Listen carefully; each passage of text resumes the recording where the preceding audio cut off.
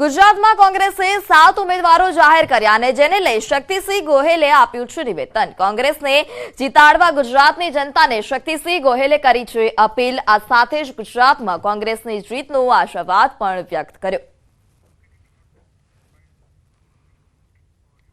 આ જ રીતે અમે જે 7 સીટોની જાહેરાત કરી છે ત્યાં કાર્યકર્તાઓનો ઉત્સાહ છે।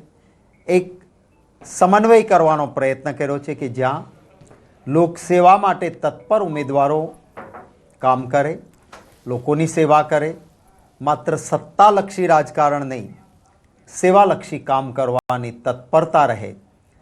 ઉમેદવારોમાં અમે યુવાનોને ચાન્સ પણ આપ્યો છે। પીઢ અનુભવીને પણ એમાં સ્થાન રહે એ રીતે વિચારણા કરી છે।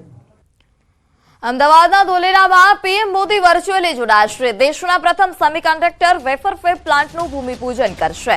કાર્યક્રમમાં મુખ્યમંત્રી ભૂપેન્દ્ર પટેલ પણ હાજર રહેશે। ધોલેરામાં ₹91,000 કરોડના ખર્ચે આ પ્લાન્ટ બનશે।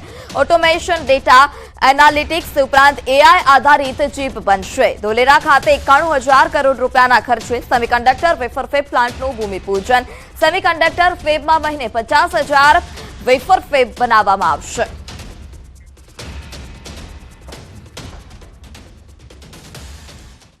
તો સમાચારમાં હાલ સમય થયો છે વિરામનો। આપ જોડાયેલા રહો ન્યૂઝ 18 ગુજરાતી સાથે।